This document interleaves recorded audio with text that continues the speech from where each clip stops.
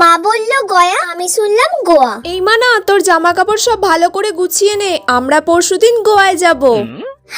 Wow, আমরা পরশুদিন গোয়ায় যাব। মা, খুব মজা হবে তাহলে, সবাই মিলে আমরা গোয়ায় যাব। আসলে ওখানে গিয়ে তোর ঠাকমা তো মানত করেছে তোর দাদুর জন্য তপস্যা করবে। ঠাকমা দাদুর জন্য তপস্যা করতে গোয়া যাবে? মাথাটা তো খারাপ হয়ে গেল নাকি? তোর যা জামা কাপড় আছে সব গুছিয়ে নে।